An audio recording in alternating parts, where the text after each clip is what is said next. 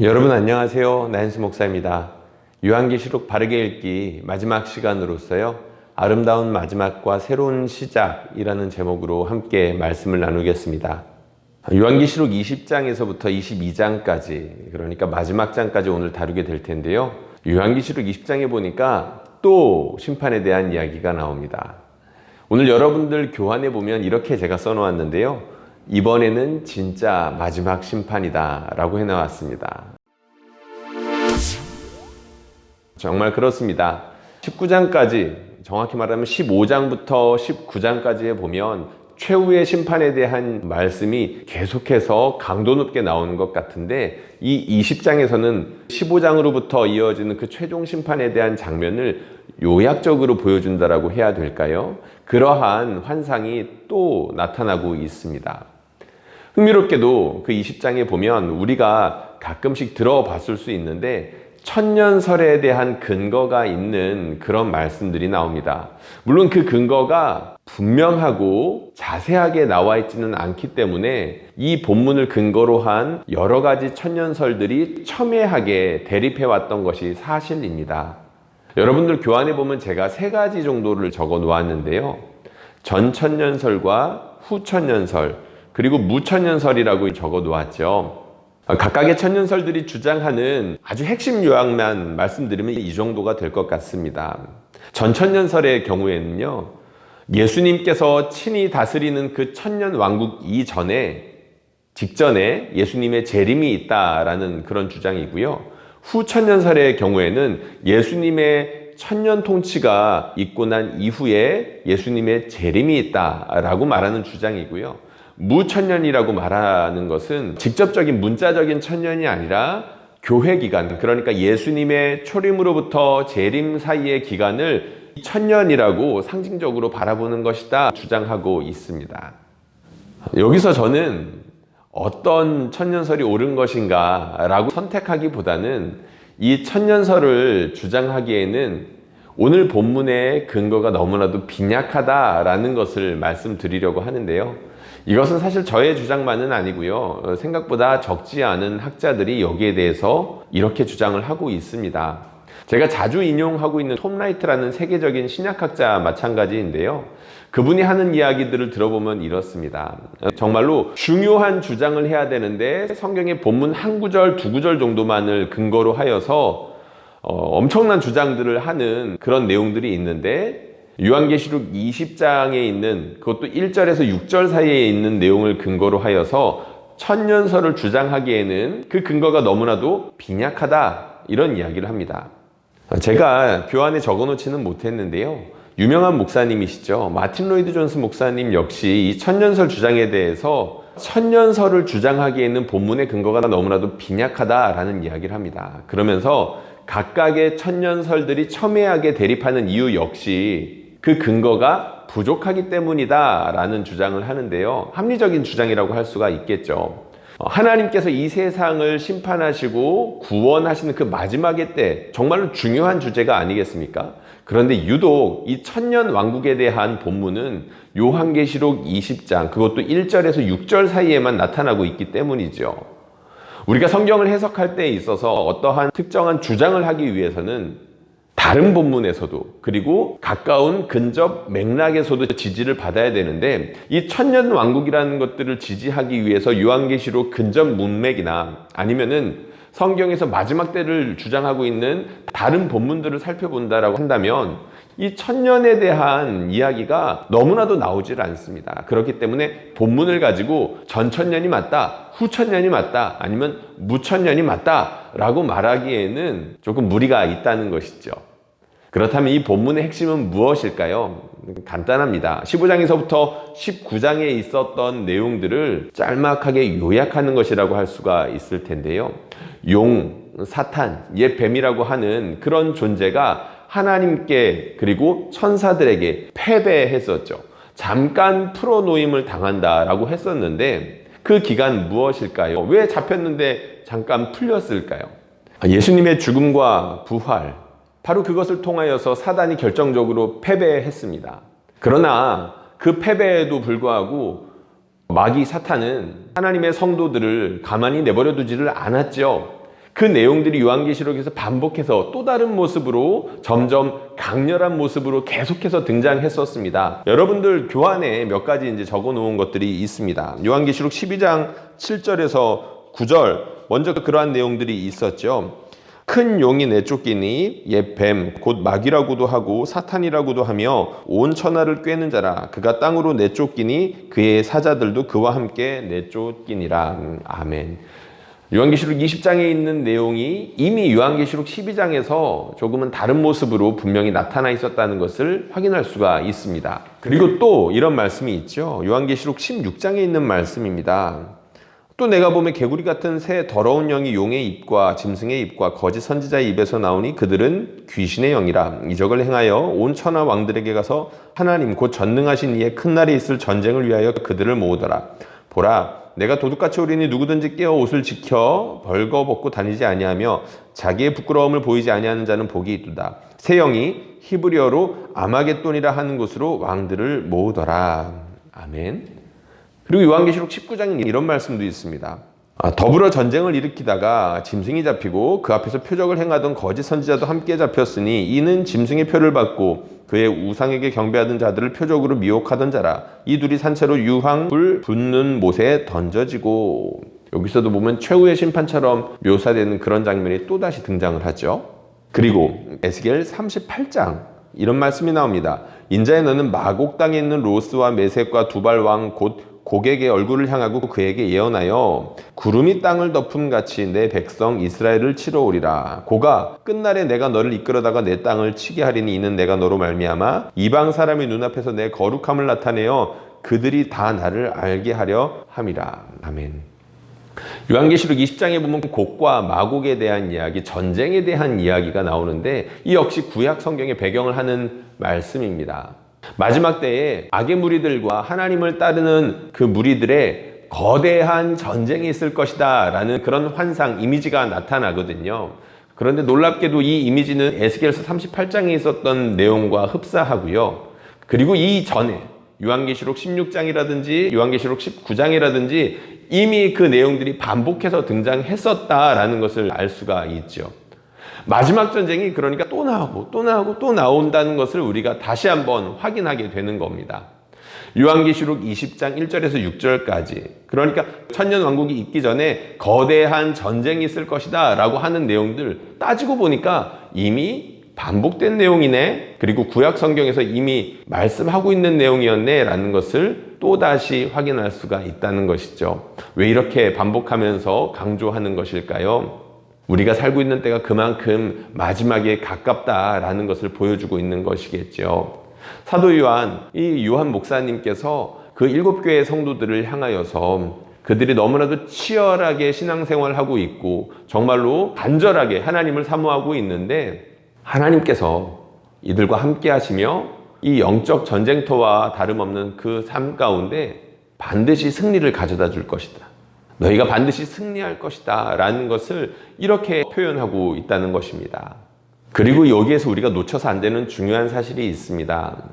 이 사단을 결박하고 이 사단과의 전쟁을 묘사하는 말들 가운데 반드시 속히 될 일, 그리고 1000년이라는 숫자가 사용되고 있다는 겁니다. 물론 여기에서 1000년이라는 숫자는 물리적인, 문자적인 숫자 혹은 기간이 아니라는 것쯤은 이제는 우리가 알아야 되겠죠.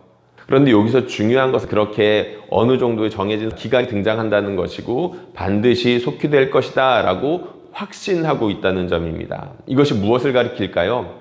하나님의 대적하는 존재인 마귀, 옛 뱀이라고도 하는 용이라고도 하는 그 존재, 결국에는 하나님의 손아귀에 있다는 것을 보여주는 겁니다. 철저하게 하나님의 컨트롤 아래 있다는 것이죠. 우리 사람들을 정말로 목숨까지라도 빼앗을 수 있는 엄청난 권리를 가지고 있는 것처럼 보이고 로마를 통해서 이 세상의 주권자처럼 행동한다 해도 그 마귀는 결국에는 하나님의 통제 아래 있다는 겁니다. 그들이 주인이 아니라는 거죠. 하나님이 결코 아니라는 것입니다. 성도들을 쥐고 흔들고 심지어 세상의 모든 주권을 다 가지고 있는 것처럼 보일지라도 결국에는 하나님의 주권 가운데 있다는 것입니다. 그것이 중요하겠죠. 여러분들 교환에 말씀 인용해 놓은 것이 있습니다. 사람이 먼저 강한 자를 결박하지 않고는 그 강한 자의 집에 들어가 세간을 강탈하지 못하리니 결박한 후에야 그 집을 강탈하리라. 아멘. 그리고 내가 속히 오리라 라는 주석에는 이런 말이 있습니다. 사탄의 결박은 예수님의 사역을 통해 일어났다. 천사에 의해 용이 잡혀 결박당하고 무적행에 갇히게 된 것은 바로 예수님의 사역과 죽음과 부활 사건에 의해 그 기력이 파괴된 사탄의 정체를 상징적 이미지를 통해 설명한다고 할 수 있다. 계속해서 말씀드리고 있는 부분입니다. 요한계시록 20장 1절에서 6절 새로운 이야기를 하는 것이 아니라는 것이죠. 사단 결국에는 하나님의 통제 아래에 있고 하나님께서 심판하실 것이라는 내용입니다. 그리고 또 한 가지 중요한 사실이 있습니다. 천년 왕국처럼 보이는 그 말 가운데 담겨져 있는 실제 의미, 그리스도인들이 다스린다라는 것과 관련하여서 이건 역시 이미 앞부분에서 강조되고 있는 부분들이라는 것을 우리가 확인할 수 있다는 건데요. 인용해 놓은 말씀이 있습니다. 세계가 다 내게 속하였나니 너희가 내 말을 잘 듣고 내 언약을 지키면 너희는 모든 민족 중에서 내 소유가 되겠고 너희가 내게 대하여 제사장 나라가 되며 거룩한 백성이 되리라. 너는 이 말을 이스라엘 자손에게 전할지니라. 아멘. 제사장 나라가 된다는 것, 이것은 하나님께서 이스라엘 백성을 부르시면서 그들에게 약속하셨던 바입니다. 그리고 밑에 또 이런 말씀이 있죠. 그러나 너희는 택하신 족속이요 왕같은 제사장들이요 거룩한 나라요 그의 소유가 된 백성이니 이는 너희를 어두운 데서 불러내어 그의 기이한 빛에 들어가게 하신 이의 아름다운 덕을 선포하게 하려 하심이라. 아멘. 이 말씀 무슨 뜻인가요? 여기에서는 시제가 약간 바뀌어 있는 것을 확인할 수가 있죠. 이미 왕같은 제사장이라고 말하고 있습니다. 예수님을 믿고 따르는 모든 성도들, 교회들 왕같은 제사장이라는 거죠. 출애굽기에서 약속하고 있는 제사장 나라요 그 말씀이 우리 가운데선 이미 선포됐다는 것입니다. 요한계시록 20장 6절에 이런 말씀이 나와 있죠. 이 첫째 부활에 참여하는 자들은 복이 있고 거룩하도다. 둘째 사망이 그들을 다스리는 권세가 없고 도리어 그들이 하나님과 그리스도의 제사장이 되어 천년 동안 그리스도와 더불어 왕노릇하리라. 새로운 것처럼 보이지만 요한은 구약 성경과 신약 성경에서 반복해서 강조하고 있는 그리스도의 특권, 그리스도의 사명을 이런 식으로 적어놓고 있는 것입니다. 천년이라는 기간이 들어가서 헷갈리는 것처럼 보이지만 그리스도의 초림으로부터 재림에 이르기까지 특정할 수는 없지만 이미 예수를 믿어 왕노릇하고 있는 그 성도들의 상태를 이런 멋진 환상으로 표현하고 있다는 것이죠.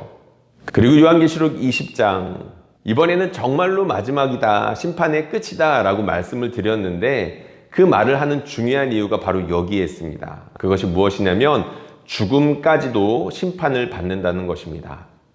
히브리서에 보면 모든 사람들이 죽음에 얽매여서 종노릇한다, 죽음에 두려워하여서 종노릇한다라는 말씀 기억하실 겁니다. 그리고 그 외에도 신약 성경에 보면 죽음이 모든 악의 최종 보스 같은 그런 역할을 하는 것처럼 그렇게 설명을 하고 있는데요. 제가 몇 가지 인용을 해놓았습니다. 고린도전서 15장 26절 사도 바울의 유명한 부활장이죠. 거기에 이런 말씀이 있습니다. 맨 나중에 멸망받을 원수는 사망이다. 사도 요한이 또 비슷한 말씀을 했습니다. 오늘 말씀에 있는 이야기인데요. 사망과 음부도 불못에 던져지니 이것은 둘째 사망 곧 불못이라. 그동안 사람들을 두렵게 했던 죄로 말미암아 그 대가로서 사람들의 생명을 빼앗아가던 그 죽음의 세력, 그 죽음조차도 마지막에는 하나님 앞에서 심판받게 될 것이다. 하나님에 의해서 그 죽음까지도 최종적으로 정복된다라는 것을 보여주고 있습니다. 사도 바울의 말과 요한의 말, 그 표현 방법이 조금은 다르지만 주장하는 바는 명백하지요. 죄, 죽음, 모든 사람을 괴롭게 했던 그 악의 세력들이 하나님에 의해서 철저하게 멸망하게 될 것이라고 전하고 있는 것입니다. 요한계시록 20장에 보면 죽은 자의 상태를 마치 단계별로 설명하는 것, 그렇게 보이는 설명들이 있습니다. 그래서 이것을 정리해 보았는데요. 여러분들 교환해 보면 하나님의 백성들이 죽었을 때 혹은 하나님의 백성이 아닌 생명책이 없는 사람들이 죽었을 때 어떤 단계를 거치는지에 대해서 교환을 적어 놓았습니다. 이 부분에 대해서 제가 한번 간단하게 읽어보겠습니다. 생명책에 기록된 자들의 첫 번째 사망, 실제로 죽는 것을 말하겠지요. 그들은 천국, 우리가 흔히 말하고 있는 천국, 바로 여기에서 대기한다라고 되어 있습니다. 그리고 생명의 부활, 두 번째 부활로 나타난다는 건데요. 하나님께 최종적인 심판을 받기 위해서 육체가 부활하는 것을 뜻하겠죠. 그런데 거기가 끝이 아닙니다. 새 하늘과 새 땅, 거룩한 성 예루살렘에서 거하게 된다는 것을 요한계시록 21장과 22장이 말해주고 있죠. 또 다른 죽음 이후의 단계들이 있습니다. 그것은 바로 생명책에 기록되지 않은 자들의 죽음인데요. 그들이 죽고 난 이후에는 어떻게 됩니까? 바다, 사망, 음부라는 곳에서 대기하게 됩니다. 우리가 흔히 말하는 지옥이라는 그 상태겠죠. 그렇게 생명책에 기록되지 못한 자들도 부활합니다. 그런데 생명책에 기록된 사람들의 부활과는 조금 다르죠. 심판의 부활로 나옵니다. 그들은 최종적으로 하나님께 심판받고 불못에 던져지기 위해서 부활하게 되는 거죠. 그래서 마지막이 성도들과 다릅니다. 그 마지막이 어떻게 다른가요? 그들은 불못이라는 곳, 성경에서 말하고 있는, 그러니까 요한계시록에서 말하고 있는 둘째 사망의 권세 가운데서 영원토록 살게 되는 것이죠. 요한계시록은 이 부분에 있어서는 좀 선명하게 말하고 있습니다. 예수 그리스도를 신실하게 따랐던 하나님의 백성들과 하나님께 저항하며 자신의 욕심을 채우기 위해서 다른 사람들을 괴롭히고 억압했던 그 수많은 사람들의 결말이 너무나도 다르다는 겁니다. 하늘과 땅이 마치 갈라지는 것처럼 큰 차이가 있다는 것을 강조하고 있습니다. 이제는 정말 요한계시록이 보여주고 싶은, 그러니까 사도 요한이 성도들에게 제시하고 싶은 아름다운 종말에 대한 환상이 등장합니다. 요한계시록 21장과 22장인데요. 21장에서는 거룩한 성 예루살렘이 등장을 하고요. 22장에서는 마치 에덴 동산에 강림이 나타나는 것처럼 그런 아름다운 모습을 보여주고 있습니다. 먼저 21장을 살펴볼 텐데요. 21장에 보면 새 하늘과 새 땅에 대한 말씀이 먼저 등장을 합니다. 새 하늘과 새 땅이라뇨. 옛 하늘과 옛 땅이 물러간다, 사라진다라는 것을 전제하는 그런 말이겠죠. 새 하늘과 새 땅이 하늘로부터 임했습니다. 이게 무슨 뜻일까요? 하나님께서 원래 지으셨던 옛 땅과 옛 하늘, 조금 어렵지만 이 하나님께서 지으셨던 그 피조세계, 물질세계가 완전히 새로워진다는 것을 보여주고 있습니다. 하나님께서 지으신 피조세계 가운데 아름다운 것들이 너무나도 많지 않나요? 라고 말할 수 있겠죠. 저도 그렇게 생각합니다. 하나님께서 지으신 이 세상 너무나도 아름다운 곳이 많죠. 곳곳에 보면 우리 하나님의 손길이, 우리 하나님이 얼마나 아름다운지를 보여주는 마치 그런 표지판 역할을 하는 것 같은 아름다운 장면들이 넘쳐납니다. 그런데 그 역시 하나님께서 마지막에 하나님의 백성들에게 선물해 주실 새 하늘과 새 땅에 거푸집과 같은 역할을 하는 것이다 라고 할 수가 있습니다. 최종적인 그런 모습이 아니라는 것이죠. 지금도 아름다운 모습이 있는데 마지막에 임할 이 땅이 완전히 새롭게 될 그날은 지금과 비교할 수 없을 정도로 아름답게 되는, 지금 아름다운 모습을 통해서 우리가 그저 짐작해보고 상상해 볼 수 있을 정도의 엄청난 아름다운 새로운 세계가 될 것이다 라고 보여주고 있다는 것입니다. 그런데 이 요한계시록 21장에서 정말로 사도 요한이 강조하고 주목하고 있는 부분이 있습니다. 새 하늘과 새 땅을 또다시 어떻게 새롭게 표현하고 있는지 우리가 주목해 봐야 하는데요. 바로 거룩한 성 예루살렘에 대해서 말하고 있다는 점입니다. 저는 개인적으로 이번 강의를 준비하면서 이 부분을 정말로 새롭게 인식할 수 있었고, 우리가 살고 있는 이 땅이 왜 중요한지에 대해서 다시 한번 생각해 볼 수 있는 아주 좋은 기회가 되었습니다. 여러분들 인용해 놓은 여러 가지 좋은 해설들이 있는데 제가 한번 읽어보겠습니다. 새 예루살렘의 특이한 크기, 각 방향으로부터 2400km, 대략 로마 제국과 동일한 정방형 크기가 그러했다. 이 도성의 높이도 2400km 정도였다. 이것은 상징적인 우주다. 이 도성은 거대하고 완벽한 정육면체이다. 지성소의 모습이 그러했다. 거룩한 성 새 예루살렘 크기가 나오죠. 그 크기가 정확히 얼마만큼이다 라고 우리가 그것을 물질적으로 따지는 거죠. 역시 별로 의미 없다는 것을 우리가 이제는 알고 있습니다. 이 크기가 거대하다라는 것을 알 수 있을 것이고요. 그리고 이 크기가 정육면체다라는 것이 중요할 것입니다. 왜 그럴까요? 구약 성경에서 성막, 성전에서 존재하고 있었던 가장 중요한 장소, 바로 지성소가 그러했습니다. 하나님께서 마지막 땅 가운데 보내주는 그 거룩한 성 예루살렘, 결국에는 지성소를 의미하는 것이고, 하나님께서 임재하시는 그 성이 이 땅 가운데 임재하게 된다, 최종적으로 그렇게 될 것이다 라고 말하고 있다는 거죠. 이 세상 하나님 온전히 거하시게 되는 지성소가 된다 라는 것입니다. 그리고 또 이런 인용구가 있는데 조금 깁니다. 우리를 놀라게 하는 것은 그것이 도시의 모습으로 온다는 것이다. 첫 번째 도시 에녹은 최초의 살인자 가인이 세웠는데 노아의 홍수의 때 파괴되었다. 두 번째 도시 바벨은 거만하게도 하늘을 향해 돌진하려고 했다가 언어가 혼잡해지는 바람에 하늘의 도시가 지상의 도시를 침공한 것이다. 하늘은 더러운 길거리와 살인의 골짜기, 부정한 침실과 타락한 재판소, 위선적인 회당과 상업화된 교회, 도둑 같은 세리와 배신을 일삼는 제자들로부터 빚어진다. 이러한 도시가 이제 거룩한 도성이 된 것이다. 12지파의 이름, 12사도의 이름, 두 쌍의 이름을 제시한다. 허물 많고 믿음이 없었던 선조들이 하늘에 접근하는 통로와 하늘의 기초를 이루고 있음을 보게 된다.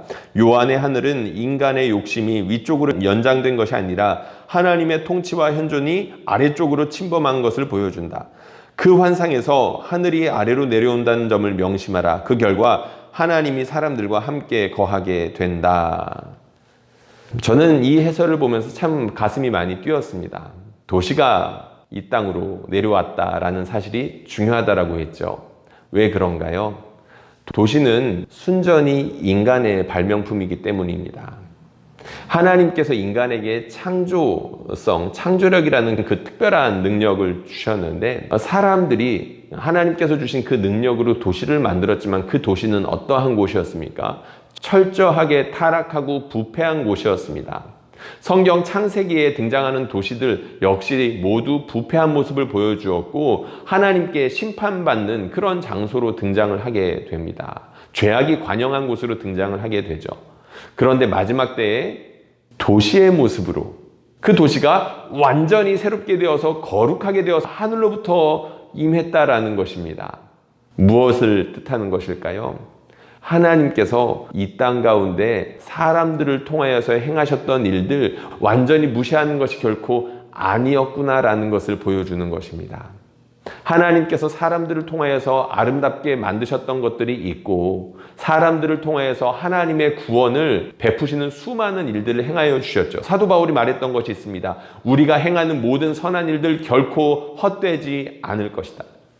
하나님이 사람들이 했던 수고들 마치 빵을 만드는 데 있어서 그 반죽하는 것처럼 그렇게 반죽으로 사용하셨다는 것이고요. 하나님께서 아름다운 건축물을 만드는 데 있어서 사람들이 했던 수고를 벽돌처럼 시멘트처럼 혹은 여러 가지 재료들처럼 하나님께서 사용하셨다는 겁니다. 물론 우리가 했던 수고들은 보잘것없고 정말로 형편없어서 감히 하나님의 나라에 쓸모가 있을까 싶을 정도로 의심스럽지만 하나님께서는 자신의 백성들, 하나님의 사람들을 통하여서 하셨던 일들을 소중하게 생각하셔서 그 마지막에 거룩한 성 예루살렘을 이 땅 가운데 임하게 하시는 데 있어서 사용하셨다는 것입니다.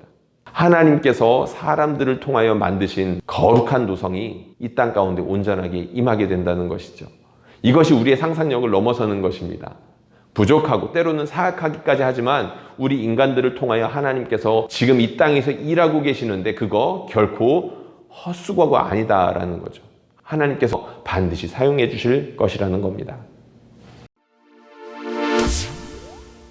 마지막 장입니다. 요한계시록 22장은 저희가 한 목소리로 같이 읽어보면 좋겠습니다. 길지만 가치 있는 일이라고 생각되는데요. 함께 읽겠습니다. 시작. 또 그가 수정같이 맑은 생명수의 강을 내게 보이니 하나님과 및 어린 양의 보좌로부터 나와서 길 가운데로 흐르더라. 강 좌우에 생명나무가 있어 12가지 열매를 맺되 달마다 그 열매를 맺고 그 나무 잎사귀들은 만국을 치료하기 위하여 있더라. 다시 저주가 없으며 하나님과 그 어린 양의 보좌가 그 가운데 있으리니 그 종들이 그를 섬기며 그의 얼굴을 볼 터이요 그의 이름도 그들의 이마에 있으리라. 다시 밤이 없겠고 등불과 햇빛이 쓸데없으니 이는 주 하나님이 그들에게 비치심이라. 그들이 세세토록 왕노릇하리로다. 또 그가 내게 말하기를 이 말은 신실하고 참된지라. 주 곧 선지자들의 영이 하나님이 그의 종들에게 반드시 속히 되어질 일을 보이시려고 그의 천사를 보내셨도다. 보라, 내가 속히 오리니 이 두루마리의 예언의 말씀을 지키는 자는 복이 있으리라 하더라. 이것들을 보고 들은 자는 나 요한이니 내가 듣고 볼 때에 이 일을 내게 보이던 천사의 발 앞에 경배하려고 엎드렸더니 그가 내게 말하기를 나는 너와 내 형제 선지자들과 또 이 두루마리의 말을 지키는 자들과 함께 된 종이니 그리하지 말고 하나님께 경배하라 하더라. 또 내게 말하되 이 두루마리의 예언의 말씀을 임봉하지 말라. 때가 가까우니라. 불의를 행하는 자는 그대로 불의를 행하고 더러운 자는 그대로 더럽고 의로운 자는 그대로 의를 행하고 거룩한 자는 그대로 거룩하게 하라.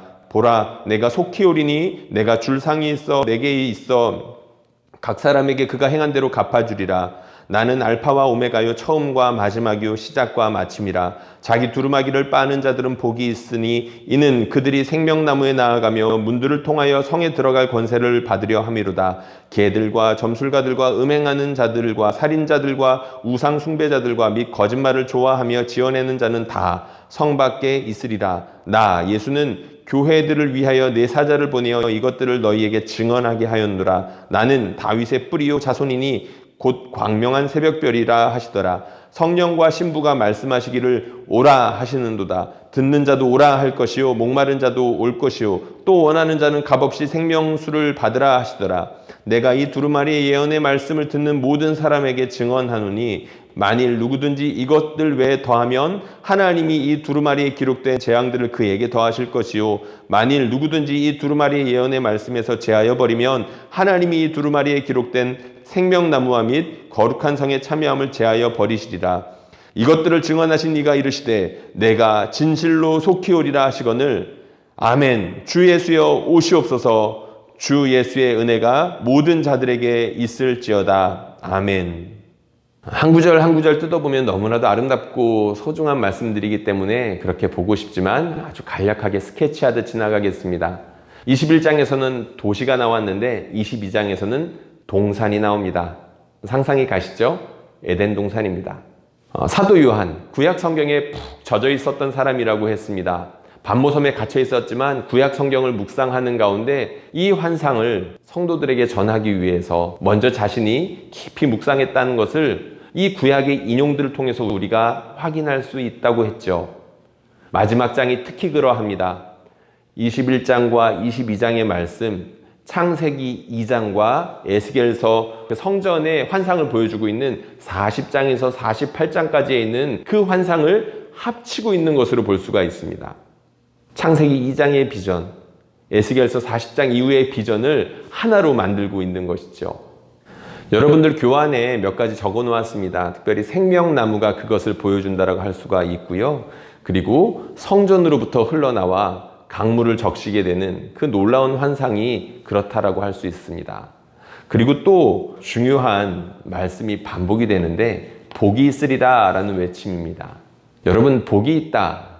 우리가 제일 먼저 생각나게 된 말씀들이 어떤 게 있을까요? 예수님의 팔복선언이 있을 수 있겠죠. 그리고 시편 1편 복 있는 사람은 이게 생각날 겁니다. 성경은 그야말로 처음부터 끝까지 하나님께서 복 주시는 것으로 쭉 읽어갈 수가 있는데요. 그만큼 중요한 주제가 복이라고 할 수 있겠죠. 요한계시록 왜 썼을까요?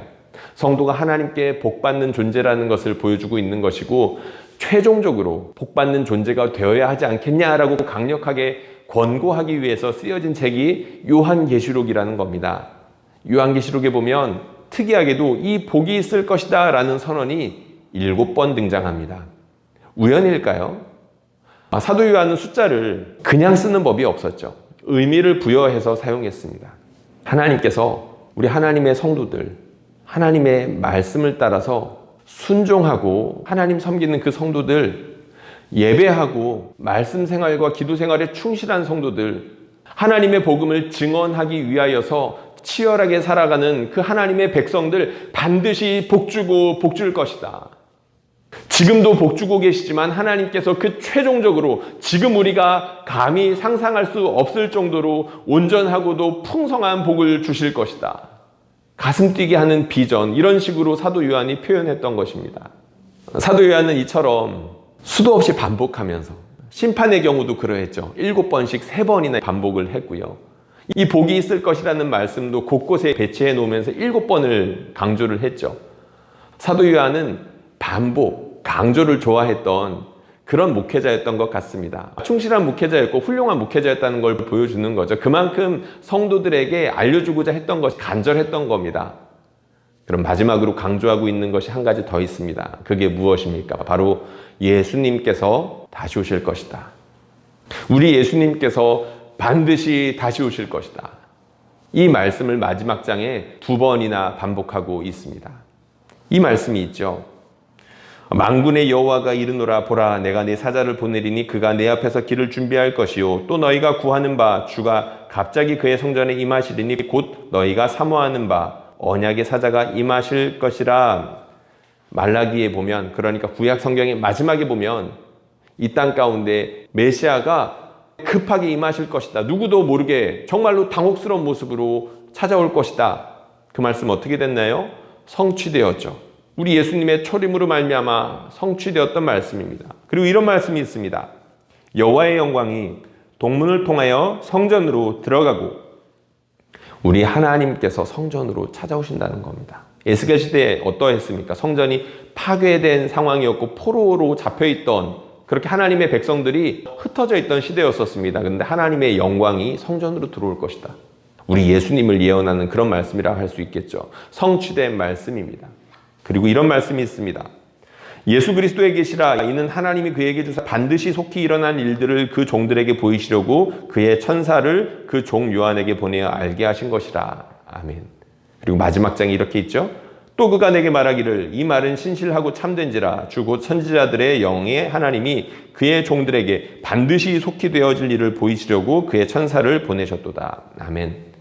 요한계시록 1장과 22장 이렇게 수미상관이라는 법을 사용하여서 반드시 속히 될 일, 우리 예수님께서 반드시 속히 오신다는 것을 이렇게 강조하고 있습니다. 물론 반드시 속히 될 일은 요한계시록에 등장하는 모든 심판의 말씀과 성도들에게 주어지는 그 복에 관한 말씀 모두가 포함이 되겠죠. 그런데 가장 중요한 것은 예수님께서 반드시 오신다는 겁니다.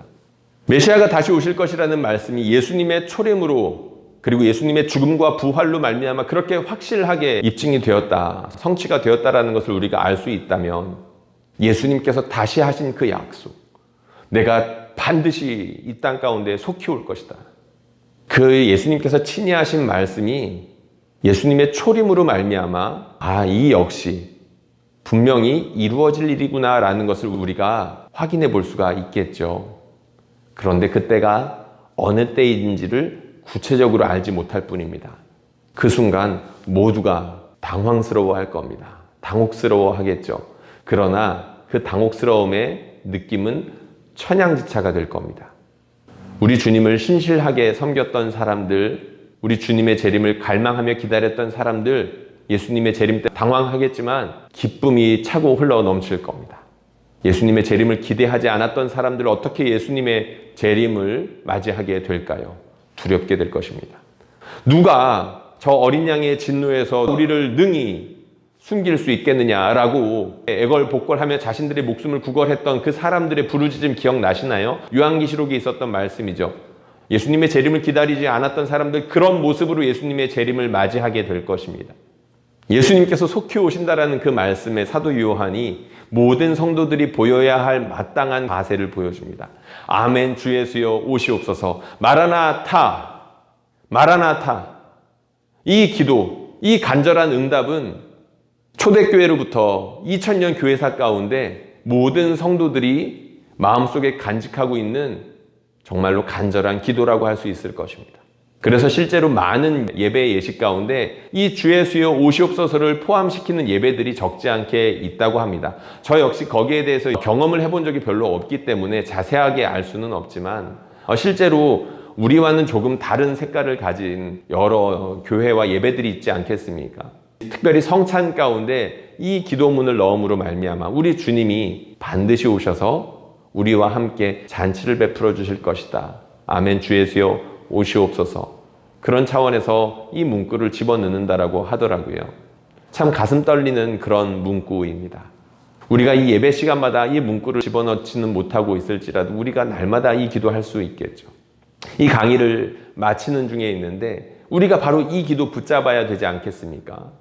지금까지 했던 모든 강의의 내용들 기억해 주시면 좋겠지만 마라나타 주 예수여 어서 오시옵소서라고 기도했던 이 사도 요한의 이 기도와 마음을 우리가 담을 수만 있다면 성공한 강의가 되었다라고 할 수 있을 것 같습니다. 그런데 잘 보면 요한계시록의 마지막 절은 그게 아닙니다. 주 예수의 은혜가 모든 사람들에게 있을지어다. 인사말로 마무리하고 있죠. 그런데 이 인사말의 무게가 다릅니다. 우리가 요한계시록 1장 1절부터 요한계시록 22장까지 쭉 읽어보니까 우리 예수님이 어떤 분인지를 충분히 알 수가 있었죠. 우리를 위하여 죽으시고 살아나신 주님, 심판의 주권자가 되시는 주님, 교회를 이끌어 가시는 주님, 그리고 이 마지막 때 정말로 최종적으로 심판하시고 구원하실 그 주님, 그 주님의 은혜가 모든 성도들에게 있을지어다 라고 말하고 있는 것입니다. 모든 사람들에게 그 주님의 은혜가 있을지어다. 은혜의 무게. 요한계시록 1장부터 22장까지 쭉 읽어왔다라고 한다면 이 은혜가 가볍게 다가올 수가 없겠죠. 우리 성도들을 위해서도 동일하게 기도합니다. 우리 주님의 은혜가 우리 성도님들 모두에게 그렇게 있을 줄로 믿습니다. 결론 부분을 제가 읽어보겠습니다. 요한은 핍박받으며 신앙을 지키는 성도들, 핍박의 위협 앞에서 이미 타협했거나 배교한 성도들, 그 사이에서 고민하는 성도들에게 편지했습니다. 그는 이 편지를 통해 우리를 위하여 죽으시고 다시 살아나신 예수님, 심판과 구원의 주권을 쥐고 행하시는 예수님, 다시 오실 예수님을 최선을 다해 보여주었습니다. 핍박 때문이든 죄책감 때문이든 혹은 너무 편하고 지루하기 때문이든 요한은 그들의 마음을 흔들어 예수님을 다시 바라보게 하려고 했습니다. 성경을 닫는 마지막 장에 예수님께서 다시 오신다는 말씀은 우리의 마음을 흔들어 다시금 믿음으로 돌이키기에 충분합니다. 그 주님을 기대하는 마음으로 기다립시다. 주님을 기다리는 자리에서 함께 위로하고 격려하고 기도합시다. 우리가 생각지도 않는 바로 그때에 주님이 다시 오십니다. 그동안 영상 시청해 주셔서 감사합니다. 요한계시록에 대한 온갖 오해와 억측이 있었는데 그것을 바로잡는데 조금이라도 도움이 되었으면 좋겠고요. 무엇보다도 우리 주님이 다시 오실 것이라는 이 확신이 넘치는 약속을 다시 한번 강하게 부여잡을 수 있었던 그런 시간이 되었으면 좋겠습니다. 제가 기도하고 마치겠습니다. 사랑하는 하나님 아버지, 이 영상을 통하여서 요한계시록을 바르게 읽는데 한 걸음 더 나아갈 수 있었으면 좋겠습니다. 우리 성도님들 이 강의를 통하여 많은 유익을 누렸으면 좋겠고 친히 본문을 여러 번 읽으면서 그 본문을 통하여 하나님의 음성을 들을 수 있는 단계까지 나아가게 하여 주시옵소서. 성경에 푹 젖어있던 사도 요한, 그 요한 목사님의 삶처럼 우리도 역시 마치 반모섬에 갇힌 것과 같은 삶을 살아가고 있지 않겠습니까? 성경에 젖어있는 삶을 살게 하여 주시옵소서. 그래서 험하지만 그래도 살만한 세상을 살게 하여 주시고 하나님께서 이 땅을 반드시 심판하시고 구원하실 것이라는 확실한 믿음 가운데에서 자신에게 주어진 사명을 충성스럽게 감당하며 살아가게 하여 주시옵소서. 그리고 그것을 우리가 함께 감당하게 하여 주시옵소서. 감사드리며 사랑하는 예수님의 이름으로 기도드립니다. 아멘.